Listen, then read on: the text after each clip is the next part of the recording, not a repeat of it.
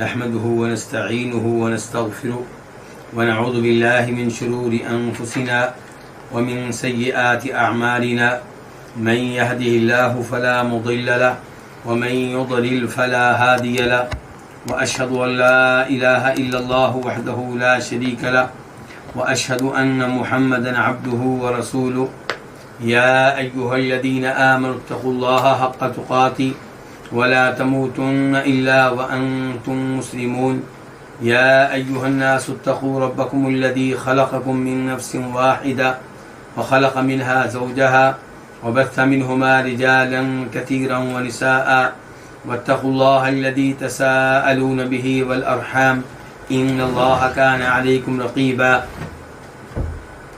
يا أيها الذين آمنوا اتقوا الله وقولوا قولا سديدا يصلح لكم أعمالكم ويغفر لكم ذنوبكم ومن يطع الله ورسوله فقد فاز فوزا عظيما أما بعد فإن خير الحديث كتاب الله وخير الهدي هدي محمد صلى الله عليه وسلم وشر الأمور محدثاتها وكل محدثة بدعة وكل بدعة ضلالة وكل ضلالة في النار. الوافی بما فی الصحیحین، صحیح بخاری اور صحیح مسلم کی احادیث پہ مشتمل ایک عظیم کتاب کو کتاب کے مؤلف نے 10 مقاصد میں تقسیم کیا ہے. ان میں سے 9واں مقصد ہم پڑھ رہے ہیں اور 9ویں مقصد کا عنوان ہے التاریخ والسیرہ والمناقب، یعنی کہ 9ویں مقصد میں وہ احادیث ہوں گی جن کا تعلق تاریخ سے ہے، نبی علیہ الصلوۃ والسلام کی سیرت سے ہے اور دیگر کئی لوگوں کے مناقب اور فضائل سے ہے. اس مقصد میں کئی کتب ہیں، ان میں سے دوسری کتاب ہم پڑھ رہے ہیں اور اس کا نام ہے کتاب السیرہ النبویہ، یعنی کہ یہ کتاب نبی علیہ الصلوۃ والسلام کی سیرت کے بارے میں ہے. اور اس کتاب میں کئی ایک فصلیں ہیں. ان فصلوں میں سے 5ویں فصل ہم پڑھ رہے ہیں اور وہ ہے غزوۃ احد وما بعدها. 5ویں فصل غزوہ احد کے بارے میں ہے اور ان امور کے بارے میں ہے جو غزوہ احد کے بعد پیش آئے. اسی لیے غزوہ احد کا تذکرہ ہونے کے بعد کتاب کے مؤلف نے باب قائم کیا ہے یوم الرجی کے بارے میں. اب یوم الرجی کا تعلق غزوہ احد سے نہیں ہے، لیکن غزوہ احد کے بعد یہ واقعہ پیش آیا ہے اور اس واقعے پہ مشتمل حدیث کا بہت سا حصہ گزر چکا ہے. یہ باب نمبر 7 ہے، باب یوم الرجیع، یعنی کہ باب ہے کس کے بارے میں؟ معرکہ رجیع کے بارے میں. اور اس میں ہم جانتے ہیں کہ کیا ہوا تھا کہ نبی علیہ الصلوۃ والسلام نے اپنے 10 صحابہ کرام کو جاسوسی کے لیے بھیجا تھا، دشمنوں کے بارے میں معلومات لینے کے لیے بھیجا تھا، اور ان پہ آپ نے امیر مقرر کیا تھا عاصم بن ثابت انصاری کو. جب وہ عثفان اور مکہ کے درمیان ہدہ مقام پہ تھے تو حدیل قبیلے کی ایک شاخ بنو لحیان کو ان کے بارے میں علم ہو گیا، تو انہوں نے ان کا محاصرہ کیا، ان کا پیچھا کیا اور ان کو پکڑنے کی کوشش کی. یہ لوگ ایک بلند پہاڑی پہ چڑھ گئے، بلند جگہ پہ چڑھ گئے. تو انہوں نے کہا کہ ہم تمہیں ضمانت دیتے ہیں کہ اگر تم نیچے اتر آؤ تو ہم تمہیں قتل نہیں کریں گے. لیکن انہوں نے وعدے کی خلاف ورزی کی. کتنے لوگ ان کے پاس آئے تھے ان کی بات مان کر؟ 3 لوگ ان کے پاس آئے تھے. 3 لوگ ان کے پاس آئے تھے اور 7 لوگ جو ہیں ان کو انہوں نے قتل کر دیا تھا. جو 3 لوگ آئے تھے ان کی بات پہ یقین کر کے انہیں عہد دیتے ہوئے ان میں سے خبیب انصاری تھے اور ایک ابن دثنہ ہیں اور تیسرے اور آدمی ہیں جن کا نام اس حدیث میں نہیں آیا، لیکن علماء کے نام نے لکھا ہے کہ ان کا نام عبداللہ بن طارق تھا. جب یہ لوگ آئے تو انہوں نے ان کو کمانوں کی تانتوں کے ساتھ باندھ دیا. تو یہ تیسرا آدمی کہنے لگا یہاں سے عہد شکنی کا تم لوگ آغاز کر رہے ہو، اس لیے میں تمہارے ساتھ نہیں چلوں گا. میں چاہوں گا کہ میرا وہی حشر ہو جو میرے ان ساتھیوں کا ہوا ہے. کن کا؟ جو 7 شہید ہو چکے تھے. انہوں نے ان کو کھینچنے کی کوشش کی, اپنے ساتھ لے جانے کی کوشش کی, اور وہ جانے کے لیے تیار نہیں تھے, تاکہ انہوں نے انہیں بھی قتل کر دیا. باقی رہ گئے 2, ایک خبیب اور ایک ابن دثینہ. ان کو ان لوگوں نے مکہ ملا کر بیچ ڈالا. جنہوں نے خریدا انہیں کیا دلچسپی تھی کہ یہ وہ لوگ تھے جنہوں نے ان کے بڑوں کو بدر کی لڑائی میں قتل کیا تھا. اب وہ ان سے بدلہ لینا چاہتے تھے. اب خبیب کو خریدنے والے وہ تھے جو اس مقتول کے بیٹے تھے جن کو خبیب نے قتل کیا تھا, یعنی کہ حارث. تو حارث کے بیٹوں نے خرید لیا خبیب کو اور اپنے گھر میں رکھا. اور یاد رہے کہ یہ حارث وہی ہے جو بعد میں مسلمان ہوا ہے, اور یہ وہی شخص ہے جس کی شادی ہوئی تو ایک عورت نے آ کر کہا اس سے کہ میں نے تمہیں بھی دودھ پلایا ہے اور تمہاری بیوی کو بھی, دونوں کو میں نے دودھ پلایا ہے.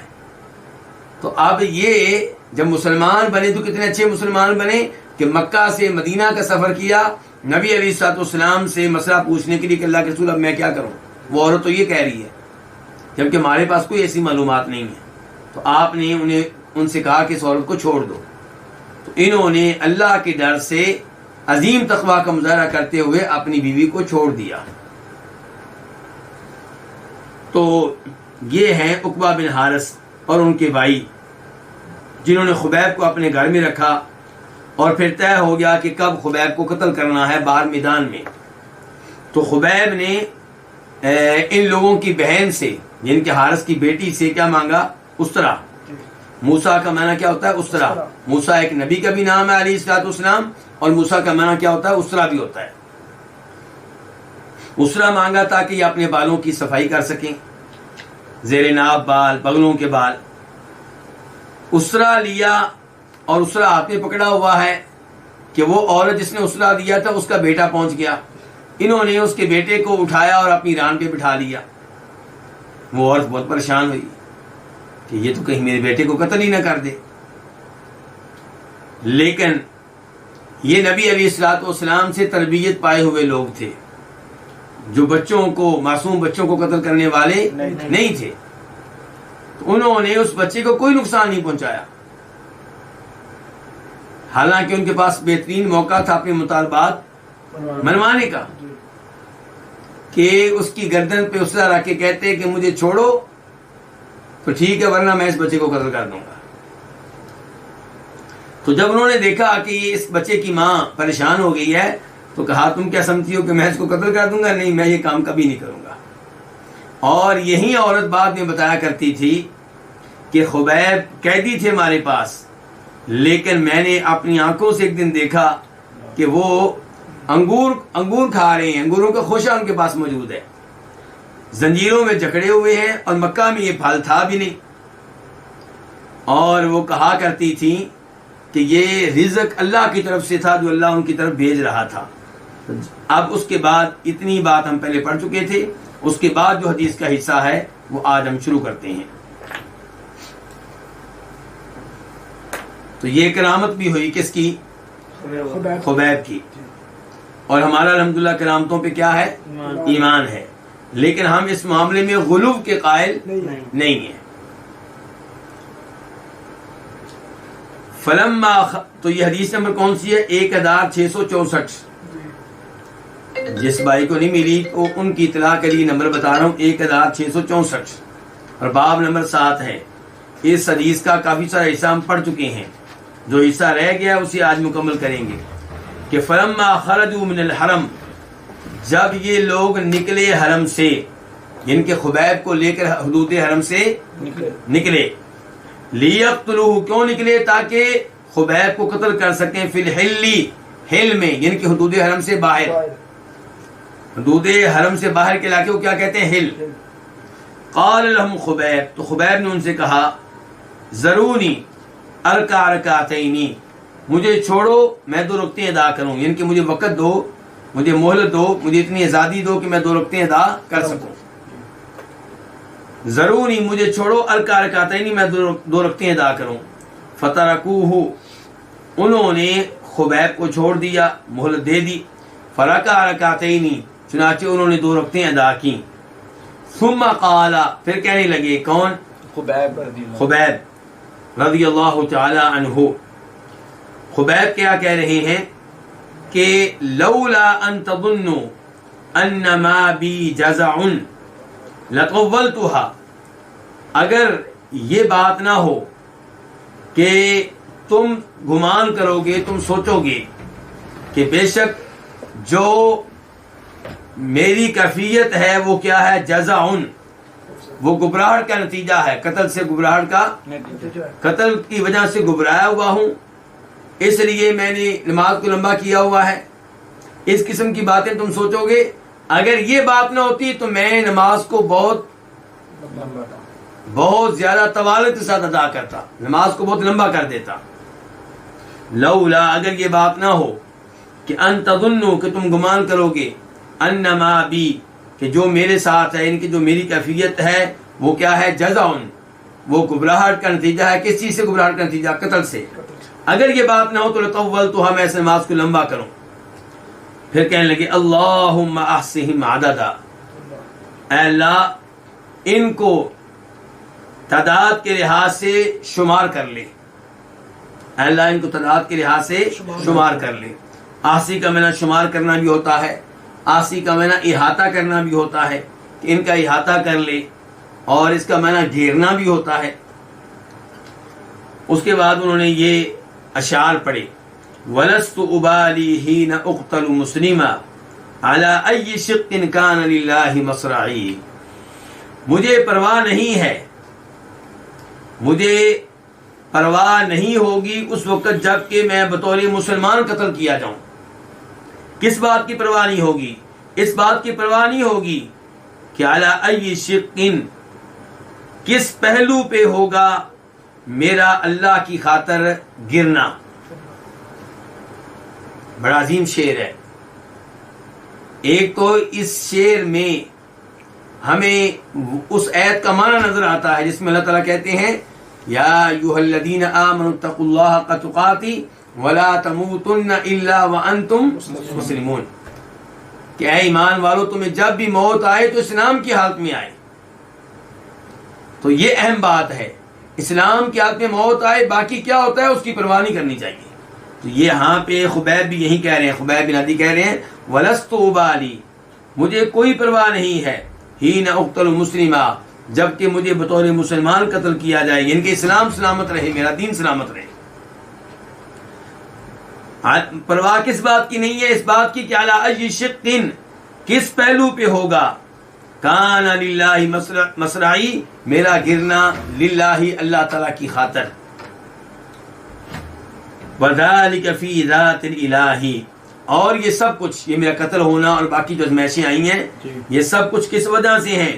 فی ذات الہی، اللہ تعالیٰ کی وجہ سے ہیں، اللہ تعالیٰ کی رضا پانے کی خاطر ہیں. وَإِن یشاء، اور اگر وہ چاہے، کون؟ اللہ، یبارک، تو برکتیں ڈال دے، علی اوصال شلو ممزعی، ٹکڑے کیے ہوئے جسم کے ایک ایک عضو پہ. اوصال اعضاء، شلو کا معنی کیا؟ جسم، ممزع ٹکڑا کیا ہوا، ٹکڑے ٹکڑے کیے ہوئے جسم کے ایک ایک عضو پہ اللہ برکتیں ڈال دے تو اللہ کے لیے کچھ مشکل نہیں ہے. فقتلہ ابن الحارث، چنانچہ انہیں قتل کر دیا. کس نے؟ حارث کے بیٹے نے. کون سے بیٹے نے قتل کیا؟ وہی جن کا بھی میں نے تذکرہ کیا. کون؟ کن کا تذکرہ کیا بھی میں نے؟ عقبہ بن حارث.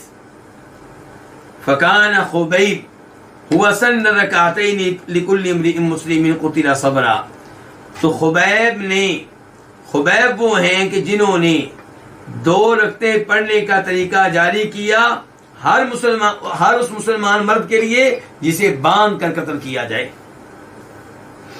ایک یہ ہے کہ مارکے میں قتل ہو گئے، ایک یہ ہے کہ باقاعدہ آپ کو باندھ لیا گیا ہے اور اعلان ہو چکا ہے کہ اس کو بھی قتل کرنا ہے. تو ایسا آدمی قتل ہونے سے پہلے ہو سکے تو 2 رکعتیں ادا کرے. یہ طریقہ کس نے جاری کیا ہے؟ خبیب نے.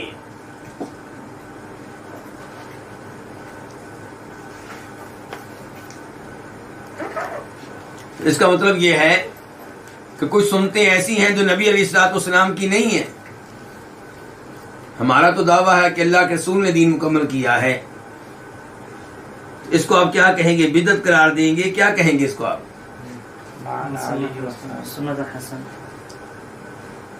سنت حسنہ کہیں گے. تو پھر جو لوگ عید میلاد النبی مناتے ہیں صلی اللہ علیہ وسلم، اس کو آپ سنت حسنہ کیوں نہیں قرار دیتے؟ اس کو بھی اچھا طریقہ قرار دیں. آپ لوگوں کا جواب ایسا نہیں آیا جس سے سننے والا مطمئن ہو سکے. اللہ آپ کا بھلا کرے. بالکل صحیح کہا آپ نے. یہ سنت تقریری ہے، یعنی کہ نبی علیہ الصلوۃ والسلام کے زمانے میں کام ہوا ہے اور آپ نے ہی یہ ساری باتیں بتائی ہیں. صحابہ کرام کو یہ ساری باتیں آپ نے بتائی ہیں، آپ نے نہ بھی بتائی ہوں. آپ کے زمانے میں یہ کام ہوا اور آپ نے اس کو غلط قرار نہیں دیا، آپ نے اس پہ اعتراض نہیں کیا، تو اس کے اوپر آپ کی مہر لگ گئی ہے. تو یہ آپ نے جب بیان کیا، جب آپ کے زمانے میں یہ کام ہوا، تو یہ کیا بن گیا؟ شریعت کا حصہ بن گیا.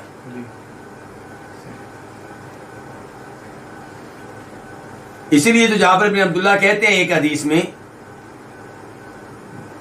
کہ ہم لوگ عزل کیا کرتے تھے نبی علیہ الصلوۃ والسلام کے زمانے میں، جبکہ قرآن نازل ہو رہا تھا.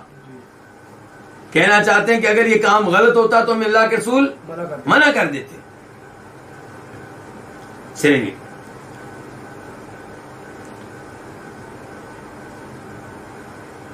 تو اب کیا ہے جی؟ ان کو قتل کس نے کیا؟ پھر حارث کے بیٹے نے.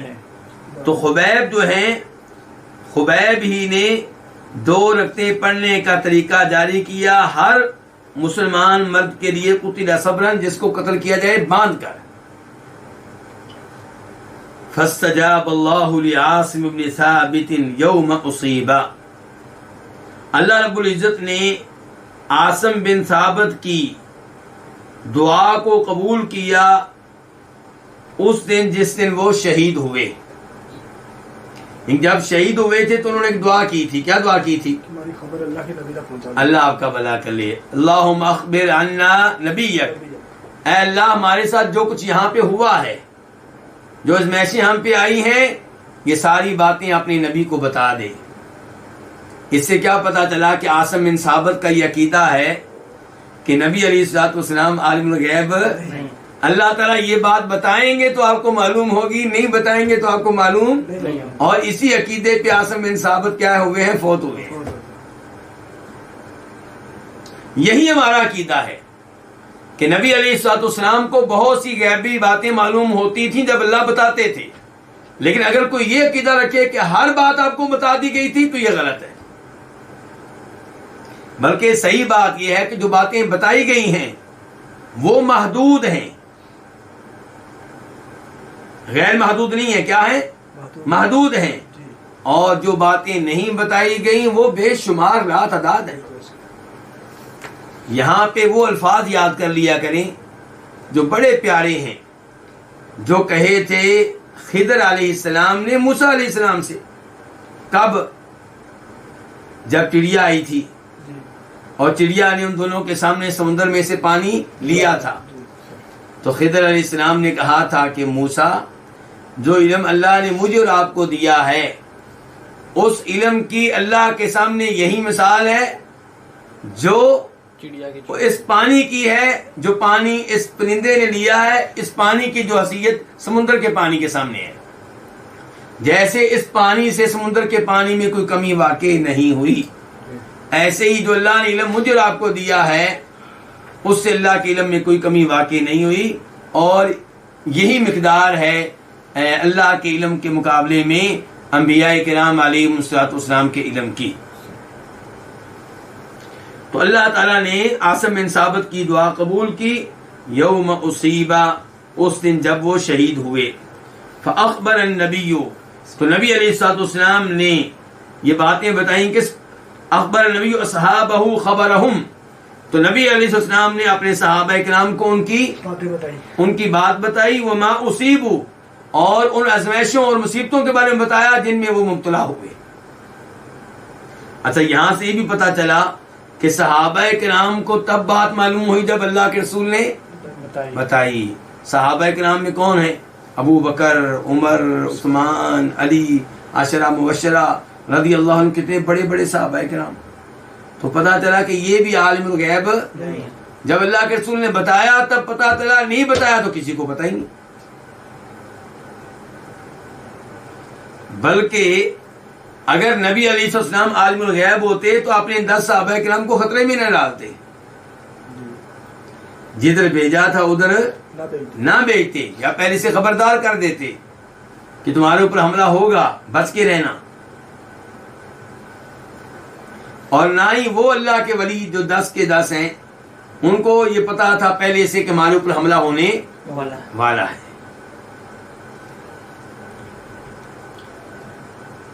وَبَعَثَ نَاسٌ مِّن كُفَّارِ قُرَيْشٍ إِلَىٰ عَاصِمٍ، کفار قریش کے کچھ لوگوں نے کسی کو بھیجا، کس کی طرف؟ عاصم کی طرف۔ قریش کے کافروں میں سے کچھ لوگوں نے بھیجا، کس کو؟ کسی کو بھیجا، کس کی طرف؟ عاصم کی طرف۔ ان کو پتا چلا کہ عاصم قتل ہوا ہے، ہمارے لحاظ سے تو شہید ہوئے ہیں، ان کے لحاظ سے عاصم قتل ہوا ہے۔ اب جن لوگوں کو عاصم نے قتل کیا تھا کس لڑائی میں؟ بدر کی لڑائی میں، اب وہ چاہتے تھے کہ ان کو تو خبیب مل گیا، ہمیں عاصم تو نہیں ملا، عاصم کی لاش کا کوئی حصہ ہی مل جائے، کم از کم اس کے جسم کا کچھ حصہ مل جائے، ہمیں سکون ملے کہ واقعی وہ اپنے انجام کو پہنچ چکا ہے۔ نعوذ باللہ من ذالک، ان کے لحاظ سے بات کر رہا ہوں۔ تو قریش کے کافروں میں سے کچھ لوگوں نے کسی کو بھیجا، کسی کو یا کچھ لوگوں کو بھیجا الی عاصم، عاصم کی طرف۔ کب؟ حدثوا، جب انہیں بتایا گیا کہ انہ قتل، کہ وہ تو قتل ہو چکا ہے۔ اچھا، کیوں بھیجا؟ لیؤتوا بشیء منہ، تاکہ ان کے پاس لایا جائے عاصم کے جسم میں سے شیء، کوئی چیز، کچھ حصہ، سر آ جائے، کوئی ہاتھ آ جائے، کوئی پاؤں آ جائے، کوئی چیز تو آ جائے، تاکہ ان کے پاس لایا جائے اس میں سے کچھ، یعرفو، جس کے ساتھ اس کی پہچان ہو سکے۔ کس کی؟ عاصم کی، یعنی کہ ان کو سکون ملے کہ واقعی وہ ہاں جی۔ وَكَانَ قَدْ قَتَلَ رَجُلًا مِّنْ عُظَمَائِهِمْ يَوْمَ بَدْرٍ، اور اتنی دلچسپی کیوں ہے عاصم میں؟ اس کا جواب آ گیا۔ اور یہ جو عاصم تھے یہ ان کے سرداروں میں سے، بڑوں میں سے ایک آدمی کو قتل کر چکے تھے یوم بدر، کب؟ بدر کی لڑائی میں، اور انہوں نے قتل کیا تھا عقبہ بن ابی معیط کو۔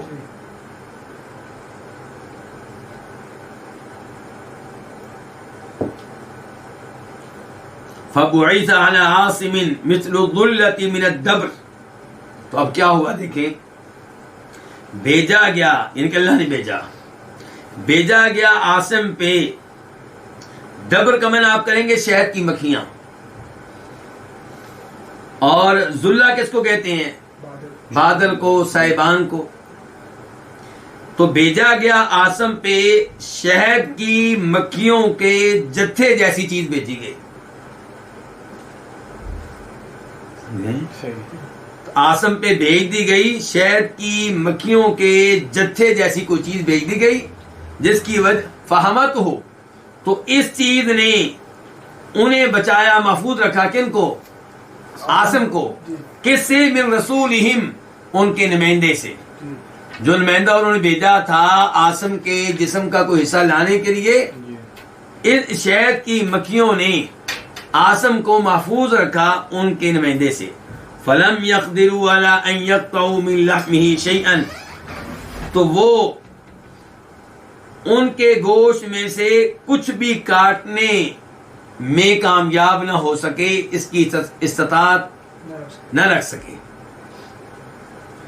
فلم يقدروا، وہ قدرت نہ پا سکے، ان کے لیے ممکن نہ ہو سکا کہ ان یقطعوا، کہ وہ کاٹیں، من لحمه، عاصم کے گوشت میں سے شیئن، کچھ بھی، ان کے مکمل طور پہ ناکام ہوئے۔ اس سے پتہ چلا کہ اللہ رب العزت اپنے بندوں کی کیسے حفاظت کرتا ہے۔ لیکن یہاں پہ سوال پیدا ہوگا، حفاظت، شہادت، شہید تو وہ ہوئے، ان کی شہادت سے نہیں بچایا گیا ان کو. تو اللہ رب العزت نے ان کو شہادت کے عظیم مرتبے پہ فائز کیا، لیکن ان کے جسم کی حفاظت فرمائی ہے. تو یہ بھی کرامت ہوئی کن کی؟ عاصم کی یہ کرامت ہے. ورنہ سید الشہداء امیر حمزہ کے جسم کے ساتھ برا سلوک کیا گیا. تو اس سے کیا پتا چلا کہ جب اللہ چاہتے ہیں کرامت ظاہر کرتے ہیں. کرامت جو ہے کسی کے ہاتھ میں نہیں ہوتی. دعا کر سکتے ہیں آپ کہ اللہ اپنی کوئی کرامت دکھا دے اور اللہ آپ کو بچا لے آپ کے دشمنوں سے، یا کوئی ایسی جہاں پھنسے ہوئے ہیں آپ، تو آپ دعا تو کر سکتے ہیں، لیکن ضروری نہیں کہ آپ کی دعا قبول ہو. اور اللہ کرامت دکھانے پہ آئیں تو دعا کے بغیر بھی دکھا دیں. تو یہ ہے جی معرکہ رجیع، جس میں 10 صحابہ کرام تھے نبی علیہ الصلوۃ والسلام کے. کمانڈر تھے ان کے عاصم بن ثابت انصاری، اور 7 پہلے شروع میں شہید ہو گئے، 3 گرفتار ہوئے، تو ان میں سے 1 پھر شہید ہو گئے، باقی 2 رہ گئے. ان میں سے تفصیل کے ساتھ تذکرہ کیا گیا کس کا؟ خبیب کا. اس کے بعد ہمارا باب کیا ہے؟ باب نمبر 8، باب یومی بئر معونہ. معرکہ بئر معونہ کے بارے میں یہ باب ہے. بئر کنویں کو کہتے ہیں. ایک کنواں تھا نجد کی طرف، جب آپ جائیں تو راستے میں ایک جگہ پہ ایک کنواں آتا ہے، اس کو کہتے تھے بئر معونہ. اس کے پاس کیونکہ یہ معرکہ یعنی کہ وقوع پذیر ہوا، اس لیے اس کو کیا کہتے ہیں؟ بئر یوم بئر معونہ. حدیث نمبر ہے 1665 1665.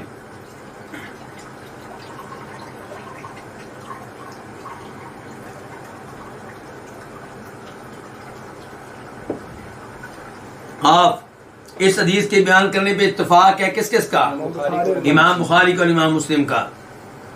عن انس بن مالک رضی اللہ عنہ قال، روایت ہے جناب انس بن مالک رضی اللہ عنہ سے، وہ کہتے ہیں دعا رسول اللہ صلی اللہ علیہ وسلم، دعا کی نبی علیہ الصلوۃ والسلام نے، الذین، ان لوگوں کے خلاف، یعنی کہ بددعا کی ان لوگوں کے خلاف، الذین قتلوا اصحاب بئر معونہ، جنہوں نے بئر معونہ والے صحابہ اکرام کو قتل کیا. 30 غداتن، 30 صبح. کیا مطلب؟ 30 دن، یعنی کہ 30 دن فجر کی نماز میں آپ بدعا کرتے رہے ان لوگوں کے خلاف جنہوں نے بئر معونہ والوں کو قتل کیا تھا. بئر معونہ والے صحابہ کرام، اور یہ کتنے تھے؟ 70. یہ کتنے ہیں؟ 70. پہلے تھے 10، اب کتنے ہیں؟ 70. اور دھوکہ دے کر قتل کیا گیا ان کو.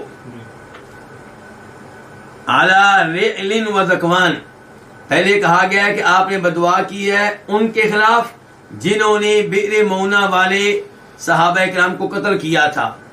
اب بتایا جا رہا ہے تفصیل کے ساتھ کہ یہ کون ہیں جن کے خلاف دعا کی ہے. علی رعل، قبیلہ ریل کے خلاف، و دکوان، اور قبیلہ دکوان کے خلاف، و اسیہ، اور قبیلہ اسیہ کے خلاف. ان کے خلاف آپ بدعا کرتے رہے. عصت اللہ و رسولہ، انہوں نے اللہ اور اللہ کے رسول کی نافرمانی کی.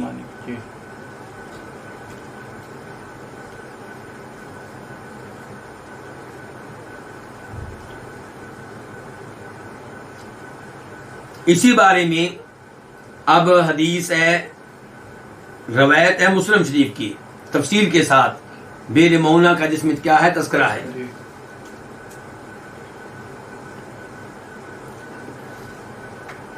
قال، کہتے ہیں کون ہے یہ کہنے والے؟ انس بن مالک رضی اللہ عنہ. وہ کہتے ہیں جاء ناس، کچھ لوگ آئے نبی علیہ الصلوۃ والسلام کے پاس، اور یہ آنے والے لوگ کون ہیں؟ یہ ریل، زکوان اور اسیہ قبائل کے ہیں. فقالوا، تو انہوں نے کہا، ان ابعث معنا، یہ کہ آپ بھیجیں ہمارے ساتھ رجالن، کچھ لوگ، یعلمون القرآن والسنہ، جو ہمیں قرآن و سنت کی تعلیم دیں.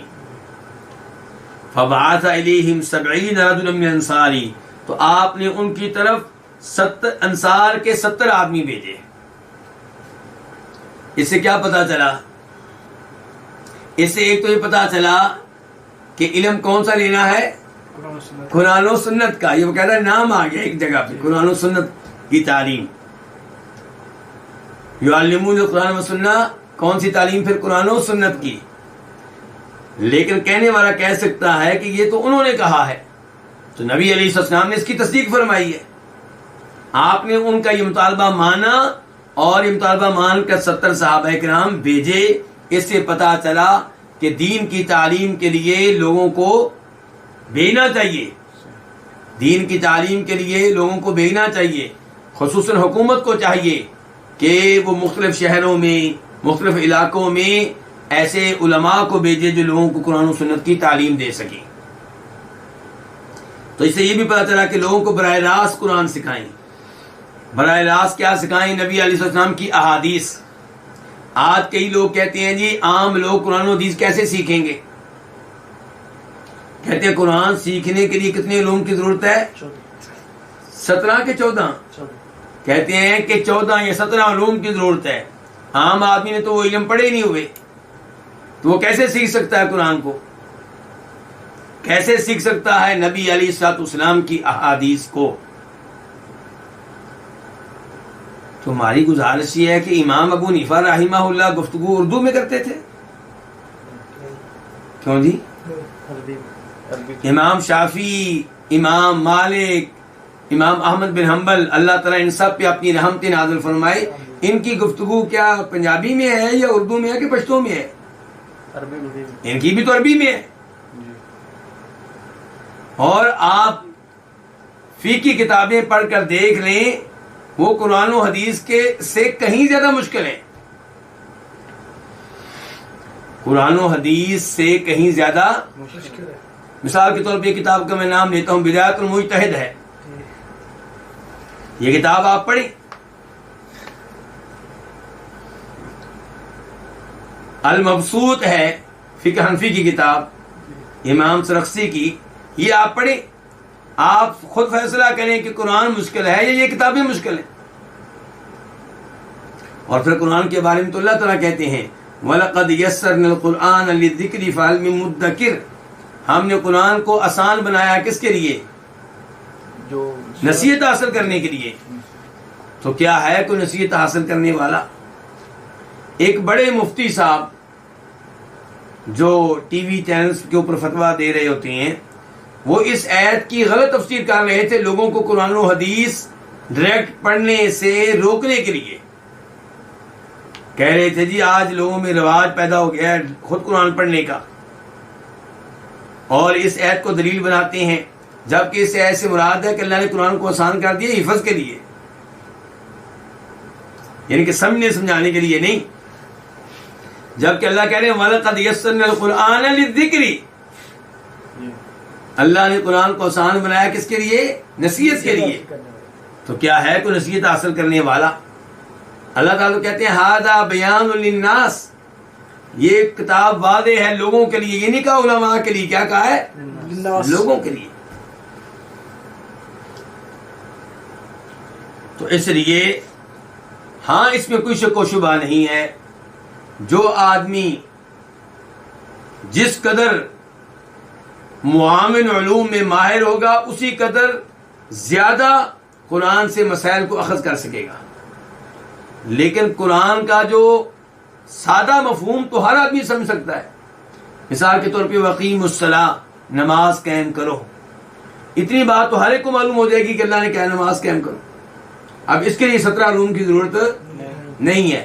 وآتوا الزکاۃ، زکوٰۃ ادا کرو، اس کے لیے 17 علوم سیکھنے کی ضرورت نہیں ہے۔ حقیقت یہ ہے کہ جب قرآن ماننے کا ارادہ ہو، قرآن پہ عمل کرنے کا ارادہ ہو، پھر اتنے علوم کی ضرورت نہیں پڑتی۔ چند علوم کی پڑتی ہے، بالکل ٹھیک ہے، لیکن اتنے علوم کی ضرورت نہیں پڑتی۔ اتنے علوم کی ضرورت اسے پڑتی ہے جس نے قرآن کو نہ ماننا ہو، کیونکہ ظاہر ہے قرآن کا معنی جو ہے، قرآن ایک چیز بتا رہا ہے، آپ نے اس کو اس کے الٹ ثابت کرنا ہے، تو اس کے لیے تو بہت سے علوم کی ضرورت پڑے گی۔ تو نبی علیہ السلام نے بھیجے ان کی طرف 70 آدمی من الانصار، کن میں سے؟ انصار میں سے۔ اور یہاں پہ یہ بھی بتا دوں کہ ہم فقہ کے منکر نہیں ہیں، فقہ کی کتب پڑھتے ہیں، الحمدللہ پڑھاتے ہیں، فائدہ اٹھاتے ہیں اور لوگوں کو بھی ترغیب دیتے ہیں، لیکن فقہ کتب کی وجہ سے لوگوں کو قرآن و حدیث سے دور کرنا، اس کے ہم قائل نہیں ہیں۔ اصل کیا ہے؟ قرآن و حدیث۔ کتاب و سنت کو سپریم لا مانا جائے، ان کو مکمل توجہ دی جائے، اس کے ساتھ ساتھ فقہی کتب سے بھی فائدہ اٹھایا جائے، لیکن فقہی کتب کو قرآن و حدیث پہ ترجیح دینا یہ مناسب نہیں ہے۔ تو یہاں پہ یہ ہے کہ نبی علیہ الصلوۃ والسلام نے بعث الیہم 70 رجلا من انصار، آپ نے ان کی طرف انصاریوں میں سے 70 آدمی بھیج دیے۔ یقال لهم القراء، انہیں کہا جاتا تھا قراء۔ قراء جمع ہے کس کی؟ قاری کی، یعنی کہ یہ 70 کے 70 لوگ جو تھے یہ قاری تھے، یعنی کہ قرآن حفظ کرنے والے، قرآن کی تفسیر جاننے والے، قرآن کا مفہوم و معنی جاننے والے۔ فیہم خالی حرام، انہی میں میرے ماموں حرام بھی تھے۔ یہ کون کہہ رہے ہیں؟ انس کہہ رہے ہیں۔ انس کہہ رہے ہیں انہی میں میرے ماموں حرام تھے، حرام بن ملحان۔ حرام بن ملحان یہ بھائی ہو گیا کس کے؟ ام سلیم کے۔ ام سلیم کے۔ یقرؤون القرآن، یہ 70 لوگ کیا کیا کرتے تھے؟ قرآن، یعنی کہ اس مارکے میں جانے سے پہلے، تبلیغ کے لیے جانے سے پہلے ان کا یعنی کہ مدینہ میں رہتے ہوئے ان کی راتیں اور ان کے دن کیسے گزرا کرتے تھے اس کی وضاحت ہے۔ یقرؤون القرآن ویتدارسون باللیل یتعلمون، وہ قرآن پڑھتے اور رات کے وقت سیکھتے سکھاتے، پڑھتے پڑھاتے، قرآن کی تلاوت کرتے، رات کے وقت قرآن کی تلاوت بھی کرتے اور رات کے وقت علم سیکھتے سکھاتے، پڑھتے پڑھاتے۔ یتعلمون، اس حال میں کہ وہ علم لے رہے تھے اس انداز سے۔ وکانوا بالنہار، اور وہ دن کے وقت یجیئون بالماء، پانی لے کر آتے۔ فیضعونہ فی المسجد، تو پانی کو رکھتے کہاں؟ مسجد میں۔ یعنی کہ رات تلاوتیں کرنے والے، تہجد پڑھنے والے، علم لینے اور دینے والے دن کے ٹائم محنت کرتے اور وہ دن کے وقت پانی لے کر آتے تو اس کو رکھتے مسجد میں۔ وَيَحْتَطِبُونَ، اور دن کے وقت اور کیا کرتے؟ لکڑیاں جمع کرتے، یعنی کہ جنگلوں کی طرف نکل جاتے، پہاڑوں کی طرف نکل جاتے اور لکڑیاں جمع کرتے۔ فَيَبِيعُونَهُ، تو ان لکڑیوں کو کیا کرتے؟ بیچتے، بازار میں جا کے بیچتے۔ وَيَشْتَرُونَ بِهِ الطَّعَامَ لِأَهْلِ الصُّفَّةِ وَلِلْفُقَرَاءِ، اور اس کے بدلے میں، اس کی قیمت کے بدلے میں، اس کی قیمت کے ذریعے خریدتے غلہ، کن کے لیے؟ اہل صفہ کے لیے اور فقراء کے لیے۔ اہل صفہ کن کو کہتے ہیں؟ ان صحابہ کرام کو جو غریب تھے، فقیر تھے، جن کے پاس اپنا گھر نہیں تھا اور وہ مسجد میں ہی رہا کرتے تھے، انہیں کیا کہا جاتا ہے؟ اہل صفہ۔ تو یہ جو انصاری صحابہ کرام ہیں یہ کون تھے؟ یہ تو وہ لوگ تھے جو مدینہ کے رہنے والے تھے، ان کے تو گھر مدینہ میں موجود تھے۔ تو یہ لوگ رات کو قرآن کی تلاوت کرتے، قرآن سیکھتے سکھاتے، احادیث سیکھتے سکھاتے، اور دن کے ٹائم پانی لے کر آتے، اسے مسجد میں رکھتے۔ کیوں؟ تاکہ لوگ آئیں اور پانی پی سکیں۔ اور لکڑیاں جمع کرتے تو انہیں بیچتے اور اس کی قیمت کے بدلے میں غلہ خریدتے اہل صفہ کے لیے اور فقیروں کے لیے۔ تو یہ ہے تعارف ان 70 لوگوں کا۔ اس سے ہمیں کیا پتا چلا؟ قرآن سیکھنا سکھانا اور اس کے لیے جمع ہونا بہت اچھی بات ہے، اور یہ پتا چلا کہ پانی لا کر مسجد میں رکھنا تاکہ لوگ پی سکیں، یہ بھی بہت عظیم کام ہے۔ اور محنت مزدوری کر کے فقیروں مسکینوں کو کھلانا، طالب علموں کو کھلانا، یہ بھی بہت عمدہ بات ہے۔ اہل صفا کون ہے؟ یہ طالب علم ہے جو مسجد نبوی کے مدرسے میں رہتے ہیں۔ اسے بھی پتا چلا کہ رات مسجد میں گزارنا فقیروں کے لیے بھی جائز ہے اور طالب علموں کے لیے بھی جائز ہے۔ مسجد کے ایک حصے کو رہائش گاہ کے طور پہ استعمال کرنے میں کوئی حرج نہیں ہے، اور ایسے لوگوں کی خدمت کرنی چاہیے، ایسے لوگوں کو کھانا کھلائیں جیسے کہ یہ 70 لوگ کیا کرتے تھے۔ فَبَعَثَهُمُ النَّبِيُّ صلی اللہ علیہ وسلم الیہم، تو نبی علیہ الصلوۃ والسلام نے ان کو بھیجا، کن کو؟ ان 70 لوگوں کو، الیہم ان کی طرف، کن کی طرف؟ وہ جو شروع میں آئے تھے اور وہ نجد سے آئے تھے، جنہوں نے کہا تھا کہ ہماری طرف آپ 70 لوگوں کو بھیج، ہماری طرف لوگوں کو بھیجیں جو ہمیں قرآن و سنت کی تعلیم دیں۔ فَعَرَضُوا لَهُمْ، تو وہ ان کے سامنے آئے۔ کون سامنے آئے؟ جن کی طرف آپ نے ان کو بھیجا تھا۔ فَقَتَلُوهُمْ، تو انہوں نے ان کو قتل کر دیا۔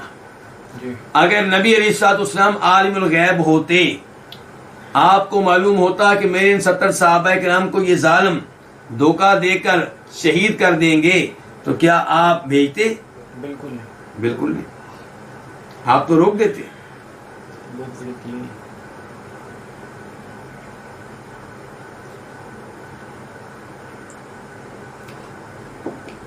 اس کے ساتھ ساتھ یہ 70 صحابہ کرام، صحابی، قاری، طالب علموں پہ خرچ کرنے والے، کتنے بڑے اللہ کے ولی ہوں گے۔ ان کو بھی غیب کا علم نہیں تھا، ورنہ یہی کہہ دیتے اللہ کے رسول سے، اللہ کے رسول ہمیں کیوں بھیج رہے ہیں؟ ہم غیب کی باتیں جانتے ہیں، ہمیں پتا ہے کہ انہوں نے ہمیں مارنا ہے، آپ تو ولی کے لیے بھیج رہے ہیں، انہوں نے ہمیں قتل کرنا ہے۔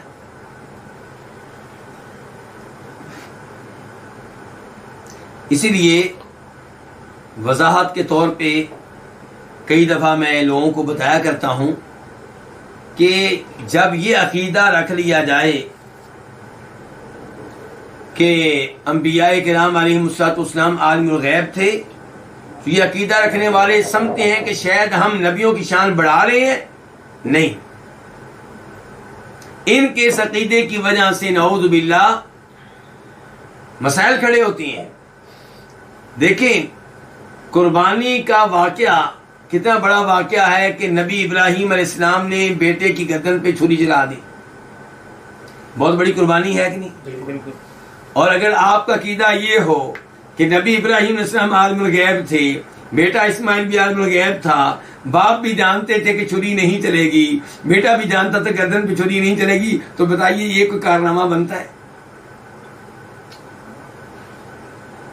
یہ کارنامہ بنتا ہے؟ تو کیا اس سے ان کی شان میں پھر اضافہ ہوگا کہ کمی ہوگی؟ کارنامہ تب بنتا ہے جب آپ کا یہ عقیدہ ہو کہ وہ عالم الغیب نہیں تھے، وہ اس یقین کے ساتھ چھری چلا رہے تھے کہ بیٹے کی گردن پہ چھری چلے گی اور میں بیٹے سے محروم ہو جاؤں گا، عقل ہوتے بیٹے سے محروم ہو جاؤں گا۔ اور بیٹے کی بھی قربانی تب بنتی ہے جب آپ مانیں کہ وہ عالم الغیب نہیں تھا اور بیٹا یہ سمجھ رہا تھا کہ آج میں دنیا سے جا رہا ہوں۔ دوسرے نمبر پہ آپ واقعہ لے لیں نمرود والا، بہت بڑا ابراہیم علیہ السلام کا کارنامہ ہے کہ اللہ رب العزت کی توحید کی خاطر انہوں نے آگ میں ڈالے جانے کو برداشت کر لیا، آگ میں ڈالا جانا برداشت کر لیا، لیکن توحید کے پیغام سے پیچھے نہیں ہٹے، توحید کے معاملے میں کمپرومائز نہیں کیا۔ کارنامہ ہے کہ نہیں ہے؟ چھوٹا ہے کہ بڑا ہے؟ بہت بڑا ہے بھائی۔ یعنی کہ ابراہیم علیہ السلام کو آگ میں ڈالا جا رہا ہے تو وہ سمجھتے ہیں کہ آگ مجھے جلائے گی، اللہ سے امید بھی ہے کہ اللہ بچائے، دعائیں بھی کر رہی ہیں، حسبنا اللہ و نعم الوکیل کا وظیفہ بھی پڑھ رہی ہیں، لیکن یہ وظیفے اسی لیے پڑھ رہے ہیں کہ خطرہ ہے، خطرہ اور اگر آپ کہیں کہ عالم الغیب تھے، پہلے ہی پتا تھا کہ آگ نہیں جلائے گی، پھر کیا قربانی اور کیا کارنامہ۔ تو یہاں پہ نبی علیہ الصلوۃ والسلام نے 70 صحابہ کرام کو بھیجا ہے اس لیے کہ آپ کے علم میں یہ بات نہیں تھی کہ ان کے ساتھ دھوکہ کیا جائے گا۔ فبعثهم النبی صلی اللہ علیہ وسلم الیہم، تو نبی اسلام نے 70 صحابہ کرام کو ان کی طرف بھیجا۔ فارادوا لهم، تو ان کے سامنے آئے اور ان کو قتل کر دیا۔ قبل ان یبلغوا المکان، پہلے اس کے کہ یہ لوگ منزل مقصود پہ پہنچے، جہاں جانا تھا پہنچنا تھا ادھر پہنچے نہیں، راستے میں انہوں نے قتل کر دیا۔ فقالوا، تو انہوں نے کہا، کنہوں نے؟ ان 70 عظیم لوگوں نے کہا، اللہم اے اللہ، بلغ عنا نبینا، ہماری طرف سے ہمارے نبی کو یہ بات پہنچا دے، یہ پیغام پہنچا دے، انا قد لقیناک، بے شک ہماری تجھ سے ملاقات ہو چکی ہے، فرضینا عنک، اور ہم تجھ سے راضی ہو چکے، ورضیت عنا، اور تو ہم سے راضی ہو چکا۔ یہ جملہ قابل غور ہے، یہاں پہ بھی عقیدے کی اصلاح ہوتی ہے۔ یہ صحابہ کرام اس عقیدے پہ فوت ہوئے ہیں کہ اگر اللہ تعالیٰ نبی کو نہیں بتائے گا تو نبی کو معلوم نہیں ہے صلی اللہ علیہ وسلم، اس لیے اللہ سے دعائیں کر رہے ہیں کہ یا اللہ ہمارے نبی کو یہ بات پہنچا دے۔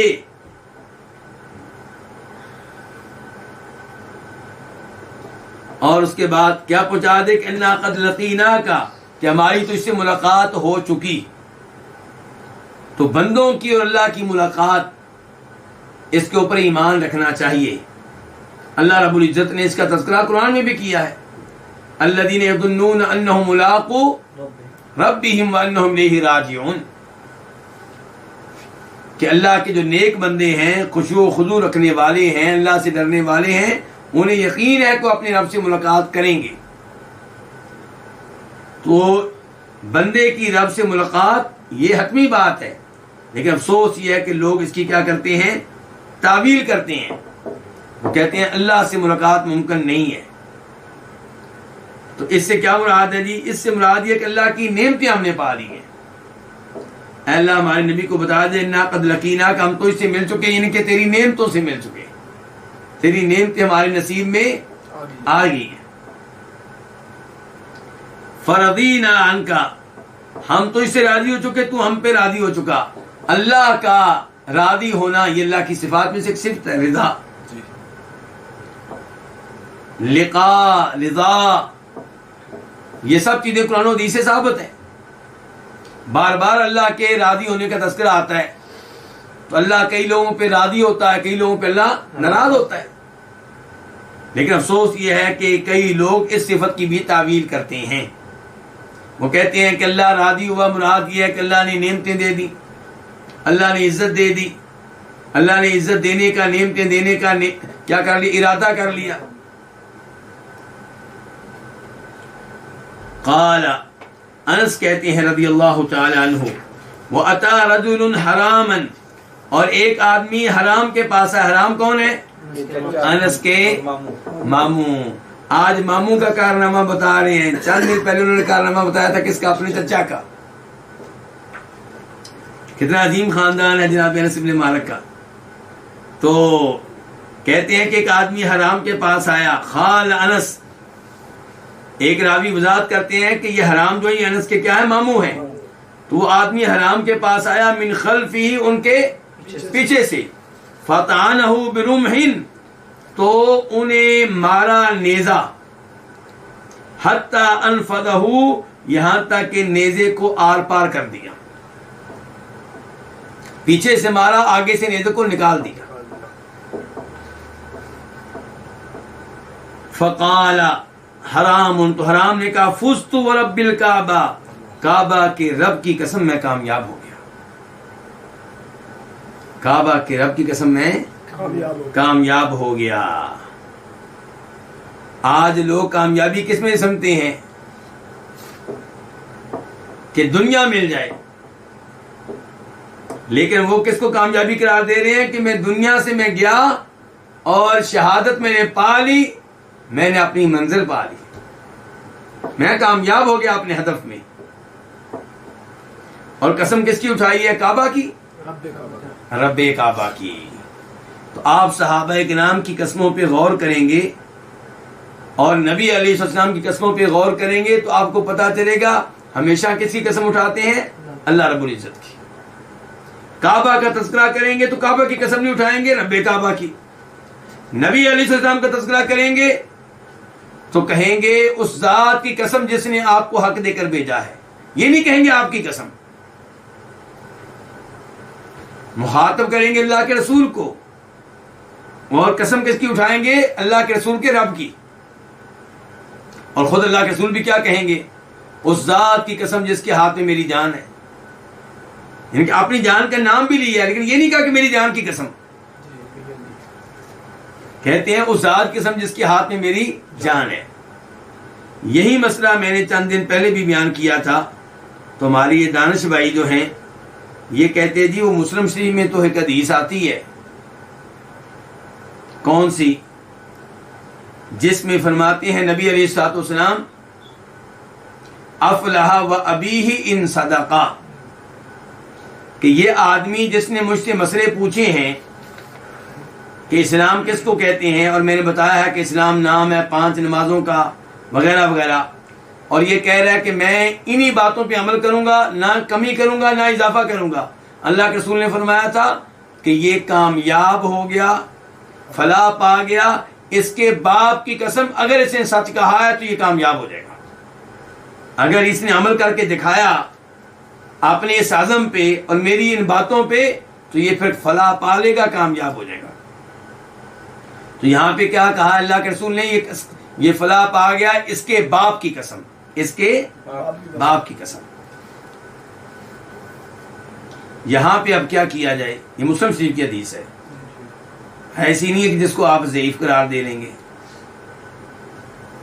تو اس کے بارے میں ایک موقف ہے علماء کرام کا یہ کہ یہ قسم اٹھائی تھی نبی علیہ السلام نے اس زمانے میں جس زمانے میں غیر اللہ کی قسم اٹھانے سے منع نہیں کیا گیا تھا،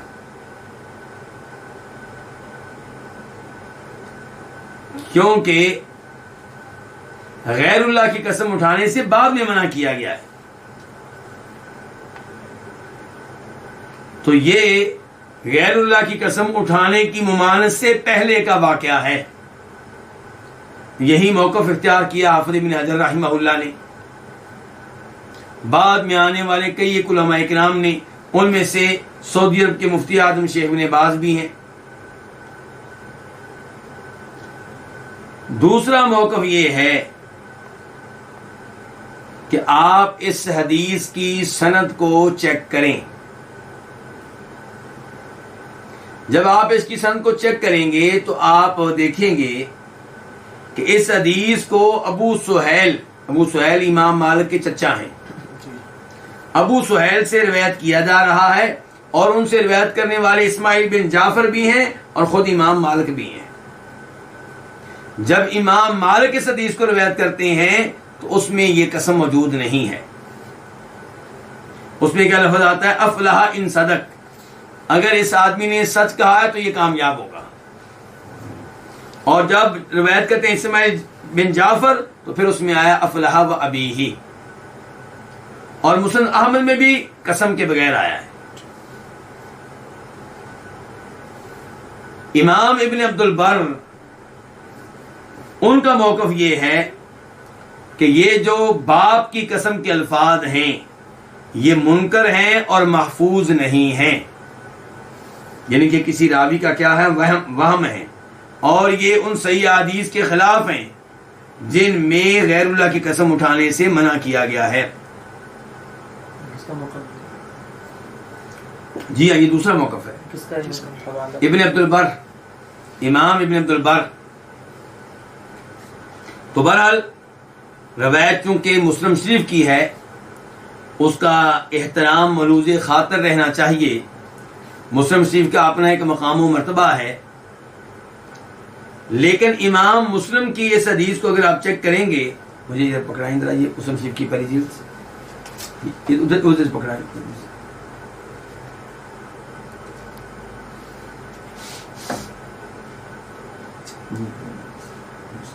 یہ مسلم شریف، ہاں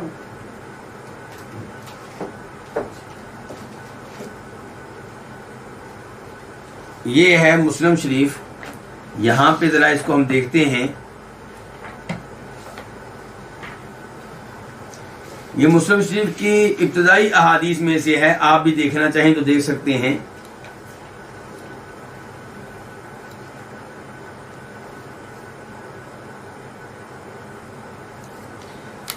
تو اس میں امام مسلم جب اس کو روایت کرتے ہیں، حدیث نمبر ہے 11 مسلم شریف میں، تو امام مسلم کیا کہتے ہیں کہ میں نے یہ حدیث لی ہے امام قتیبہ بن سعید سے، انہوں نے امام مالک سے، اور امام مالک نے ابو سہیل سے. ابو سہیل کون ہے؟ امام مالک کے چچا. تو یہ جو پہلی سند امام مسلم لے کر آئے ہیں، اس میں کیا لفظ آیا ہے؟ افلح ان صدق. اس میں قسم کے الفاظ نہیں، اس میں یہ ہے کہ یہ آدمی کامیاب ہے اگر اس نے سچ کہا ہے کہ میں ان باتوں پہ عمل کروں گا. اس کے بعد پھر امام مسلم اس کی دوسری سند لے کر آتے ہیں. دوسری سند میں کیا ہے؟ اس میں یہ لفظ آیا ہے کہ وہ ابھی ہی ان صدقہ، افلح و ابھی ہی ان صدقہ، کہ یہ آدمی اس کے باپ کی قسم یہ کامیاب ہوگا اگر اس نے کیا کہا ہے؟ سچ کہا ہے. اور یہ دوسری سند جو ہے اس میں امام مالک موجود نہیں ہے، اس میں امام مالک موجود نہیں ہے، بلکہ اس میں امام مالک کے چچا سے روایت کرنے والے ہیں اسماعیل بن جعفر. جب اسماعیل بن جعفر کے روایت کرتے ہیں تو تب یہ وہ ابھی ہی کے الفاظ آئے ہیں، یعنی کہ باپ کی قسم کے الفاظ آئے ہیں. تو بہرحال ابن عبد البر نے اسی لیے کہا ہے کہ جو پہلی سند والے الفاظ ہیں ان کو معتبر مانا جائے، اور جو مطابقت آئی ہے اس کو معتبر نہ مانا جائے. یعنی کہ ایک ہے امام مسلم کا اصل حدیث کو ذکر کرنا، تو امام مسلم پہلے اصل حدیث ذکر کرتے ہیں اور بعد میں اس کے شواہد اور دیگر سندیں اور یہ چیزیں ذکر کرتے ہیں. تو وہاں پہ وہ لے کر آئے ہیں وہ ابھی کے الفاظ، تو اس لیے وہ کہتے ہیں کہ یہ قابل اعتماد نہیں ہے. اور ابن حجر رحمہ اللہ نے موقف اختیار کیا ہے کہ نبی علیہ الصلوۃ والسلام کو اس زمانے میں غیر اللہ کی قسم اٹھانے سے منع نہیں کیا گیا تھا، اس زمانے میں آپ نے قسم اٹھائی ہے. تو بہرحال کہنا یہ چاہتا ہوں کہ جب بھی قسم اٹھائیں تو کس کی اٹھائیں؟ اللہ رب العزت کی. بلکہ یہاں پہ مجھے وہ روایت یاد آ رہی ہے کہ عبداللہ بن عمر کے سامنے کسی نے کعبہ کی قسم اٹھائی تو شدید ناراض ہوئے تھے اور کہا تھا کعبے کی قسم نہ اٹھاؤ، کعبے کے رب کی قسم اٹھاؤ. اور پھر کہا کہ میں نے سنا ہے نبی علیہ السلام سے کہ آپ اس معاملے کو شرک قرار دے رہے تھے. اب دیکھیں تو یہ حرام نے کیا کہا ہے؟ میں کامیاب ہو گیا. کس کی قسم؟ کعبہ کے رب کی قسم. فقال رسول اللہ صلی اللہ علیہ وسلم علی اصحابی، تو نبی علیہ السلام نے اپنے اصحاب سے کہا ان اخوانکم قد قتلوا، کہ بے شک تمہارے بھائی یقیناً قتل ہو چکے ہیں. وانہم قالوا، اور بے شک انہوں نے کہا ہے. کس سے کہا؟ اپنے رب سے. کیا کہا ہے؟ اللہم اے اللہ بلغ عنا نبینا، ہماری طرف سے ہمارے نبی کو یہ بات پہنچا دے کہ انا قد لقیناکا، کہ یقیناً ہماری تجھ سے ملاقات ہو چکی. فرضینا عنکا، اور ہم تو اس سے راضی ہو چکے. ورضیت عنا، اور تو ہم پہ راضی ہو چکا. تو یہ عجیب بیر معونہ کا واقعہ. اب ہم بڑھتے ہیں الفصل السادس. کون سی فصل کی طرف؟ چھٹی فصل کی طرف. یہ کس بارے میں ہے؟ غزوۃ الخندق وما بعدہا، غزوہ خندق کے بارے میں اور ان امور کے بارے میں جو غزوہ خندق کے بعد پیش آئے. غزوہ خندق کب ہوا ہے؟ سن 5 ہجری میں، 5 ہجری میں شوال کے مہینے میں. تو بڑے بڑے جو ہم غزوے پڑھ چکے ہیں، ایک بدر کا پڑھ لیا ہم نے، ایک احد کا اور آپ کیا پڑھنے لگے غزوۃ الخندق کا. باب نمبر 1 باب حفر الخندق، یہ باب ہے خندق کو کھودنے کے بارے میں. حدیث نمبر کون سی ہے؟ 1666 1666 خا. اس حدیث کو روایت کرنے والے امام کون ہے؟ امام بخاری. عن انس رضی اللہ عنہ قال، روایت ہے جناب انس بن مالک سے، وہ کہتے ہیں خرج رسول اللہ صلی اللہ علیہ وسلم الی الخندق، نکلے نبی علیہ الصلوۃ والسلام کس کی طرف؟ خندق کی طرف. یعنی کہ خندق کھودی جا رہی تھی اور ابھی دشمن پہنچا نہیں تھا. خندق کھودی جا رہی ہے اور نبی علیہ السلام خندق کے لیے نکلے. اچھا، بات آگے بڑھانے سے پہلے میرا آپ لوگوں سے سوال ہے، یہ خندق مدینہ کی کس جانب کھودی گئی تھی؟ چاروں طرف. اور یہی الفاظ میں آپ سے سننا چاہ رہا تھا، لوگوں میں یہی مشہور ہے. دو پہاڑوں کے بیچ میں. تو میں نے کئی دفعہ اپنے درس میں تذکرہ کیا اس بات کا کہ اللہ رب العزت نے مدینہ کو قدرتی طور پہ ایک محفوظ شہر بنایا ہے. مدینہ میں 2 بڑے بڑے پتھریلے علاقے تھے. پتھر بھی وہ جن پہ چلنا مشکل، جیسے لاوا پھٹا ہوا ہو، ایسے پتھر جو چھری کی طرح لگتے ہیں. تو ایک اسی لیے کہتے تھے ہررا شرقیہ ہررا غربیہ، یعنی کہ مدینہ کی مشرقی جانب میں موجود پتھریلا علاقہ اور مدینہ کی مغربی جانب میں موجود پتھریلا علاقہ، ہررا شرقیہ ہررا غربیہ. تو ان دو سائیڈ سے مدینہ پہ حملہ کرنا ممکن نہیں تھا.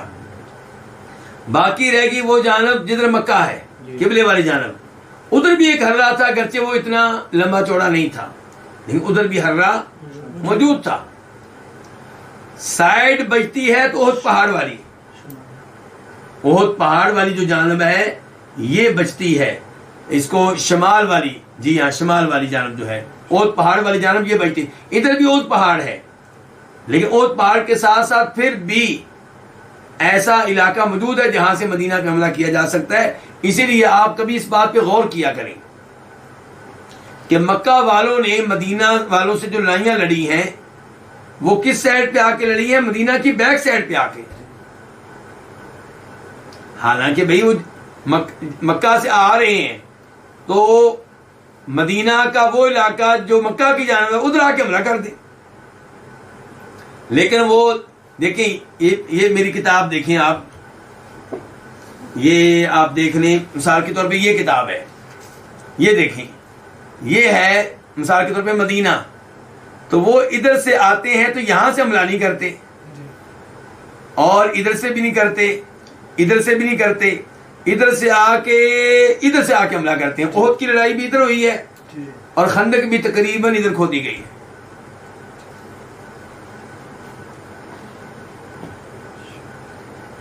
اچھا جی، اب خندق کھودی گئی ہے احد پہاڑ سے لے کر یہ جو اس سائڈ پہ ہررا ہے اس سائڈ کا وہاں تک، یعنی کہ ہررے تک تو ویسے سیب ہیں، ہررے سے لے کے احد پہاڑ تک کا جو علاقہ تھا اس جانب جو ہے یہ خندق کھودی گئی ہے.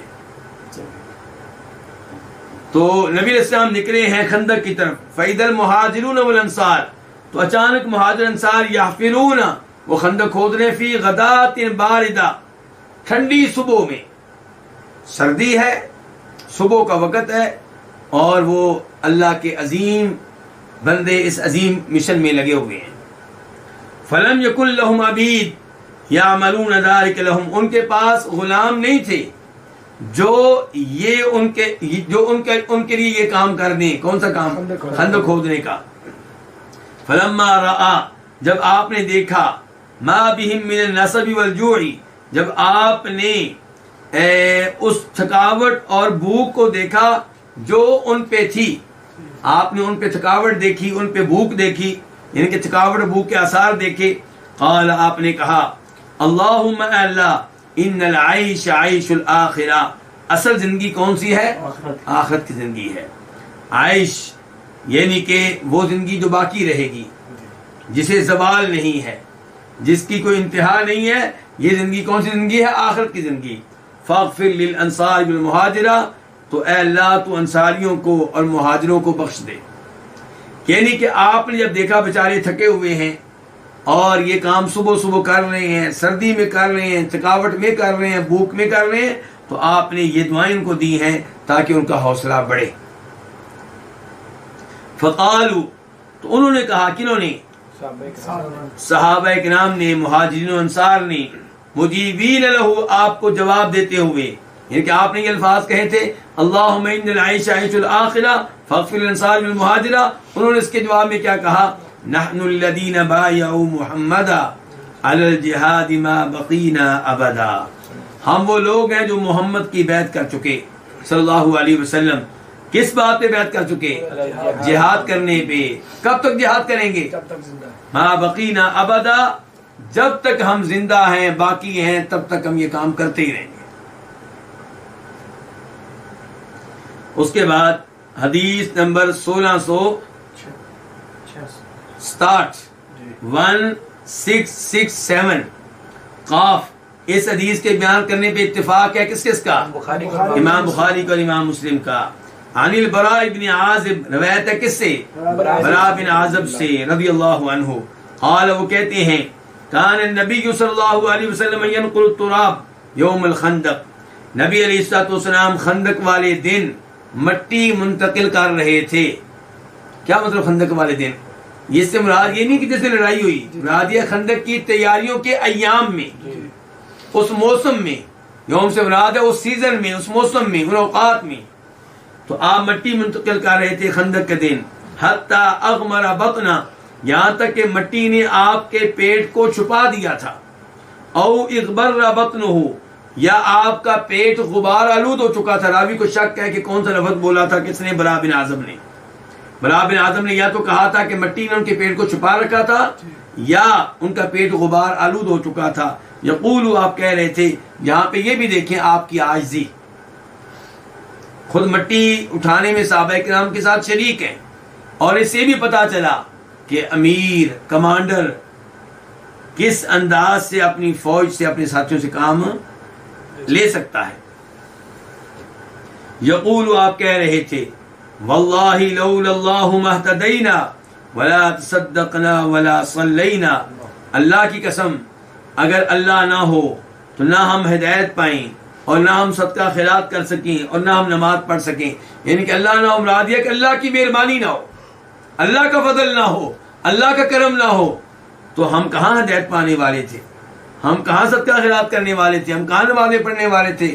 نمازیں پڑھنا یہ ہمارا کمال نہیں ہے، یہ اللہ کی ہم پہ مہربانی ہے. ہدایت پائے ہیں تو ہمارا کمال نہیں، اللہ کی ہم پہ مہربانی ہے. فَأَنزِلْ سَكِينَةً عَلَيْنَا، تو ہم پہ سکینت نازل فرما، ان کے دلوں میں خوف دشمن کا نہ رہے، گھبراہٹ نہ رہے، ہم پہ سکینت نازل فرما. وَثَبِّتِ الْأَقْدَامَ إِن لَاقَيْنَا، اور ہمارے قدموں کو ثابت رکھنا، ہمیں ثابت قدم رکھنا. ان لاقینا، اگر ہمارا آمنا سامنا ہو کس سے؟ دشمن سے. ان الاولا قد بغوا علینا، بے شک انہوں نے ہم پہ کیا کیا ہے؟ ہم پہ ظلم کیا ہے. انہوں نے ہم پہ ظلم کیا ہے، یعنی کہ یہ جو ہم پہ چڑھائی کر رہے ہیں یہ ان کا کیا؟ ہم پہ ظلم ہے. اذا ارادوا فتنة ابینا، جب انہوں نے فتنہ چاہا تو ابینا، ہم نے انکار کر دیا. کس چیز سے انکار کر دیا؟ بھاگنے سے انکار کر دیا. ہم نے کہا ہم مقابلہ کریں گے. جب انہوں نے ہمیں فتنے میں مبتلا کرنا چاہا، جنگ میں مبتلا کرنا چاہا، لڑائی کے میدان میں ہمیں اتارنا چاہا، تو ہم بھی ڈٹ کے ہم نے بھاگنے سے انکار کر دیا. وَرَفَعَ بِهَا صَوْتَهُ، اور اس لفظ کے ساتھ جو آخری لفظ ہے کیا؟ ابینا، اس کے ساتھ اللہ کے رسول نے اپنی آواز کو بلند کیا. اور آپ نے کیا کہا؟ ابینا ابینا نہیں، اس کے ساتھ بلند کیا آواز کو. اور یہ لفظ کیا تھا؟ ابینا ابینا، یعنی کہ ابینا ابینا کہا آپ نے اور آواز کو بلند کیا، یہ کہتے ہوئے. تو یہ حدیث بھی خندق سے تعلق رکھتی تھی. اب ہم حدیث جابر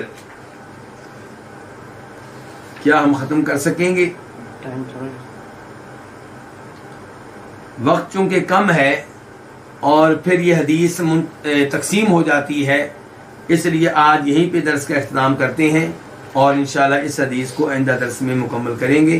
اللہ رب العزت ہمیں نبی علیہ الصلوۃ والسلام کی احادیث سیکھنے کی صحیح معنوں میں توفیق عنایت فرمائے، اور اللہ تعالی ہماری دلچسپی، ہمارا یہ شوق برقرار رکھے، اور اللہ تعالی ہمیں جب موت دے تو تب ان حالات میں دے کہ ہم دین کے طالب علم ہوں، قرآن کی تفسیر سیکھ رہے ہوں، سکھا رہے ہوں، نبی علیہ السلام کی احادیث سیکھ رہے ہوں اور سکھا رہے ہوں۔ السلام علیکم ورحمۃ اللہ وبرکاتہ۔